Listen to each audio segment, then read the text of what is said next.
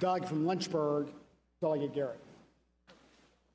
Mr. Speaker, I rise for a point of personal privilege, sir. Delegate has the floor. Mr. Speaker, I did not wake up this morning to stand.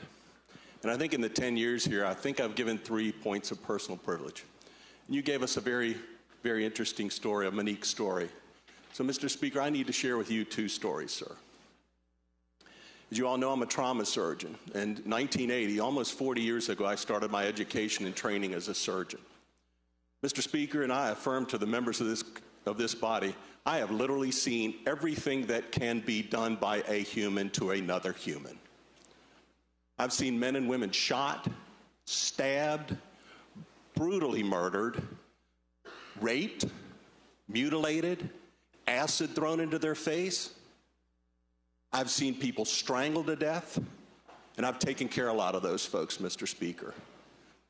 I have never, in 62 years on this earth,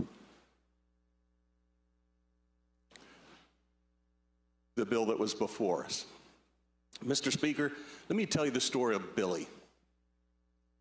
In 1988, as a chief resident in pediatric surgery at the University of Florida, Billy was born at 24 weeks. Mr. Speaker, he had a hole in his heart. He had a connection between his windpipe and his esophagus. So whenever he swallowed, he was drowning himself.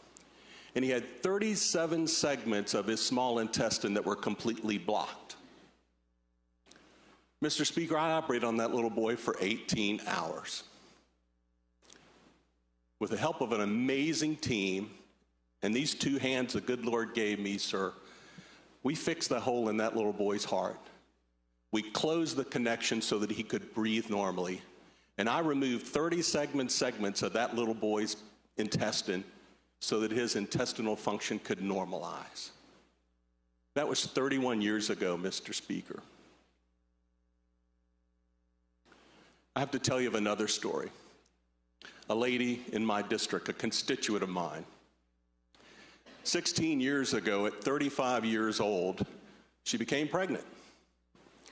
And Mr. Speaker and Delegate Stolly, that can affirm to you as an obstetrician, the standard of care 16 years ago, if you're 35, if you're going to deliver at 36 years or older, you are deemed to be high-risk obstetrics.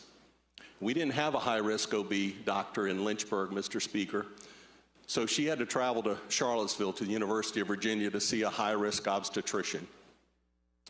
And the standard of care then, sir, was to do an ultrasound of the baby, the developing fetus, and they measured the fat pad at the base of the back of the neck.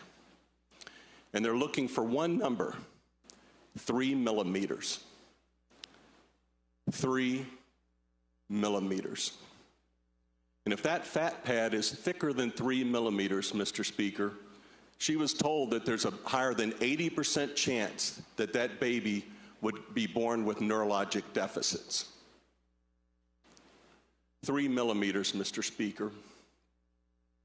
That was 16 years ago.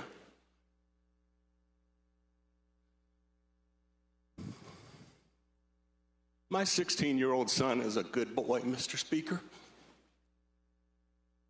He's a good student.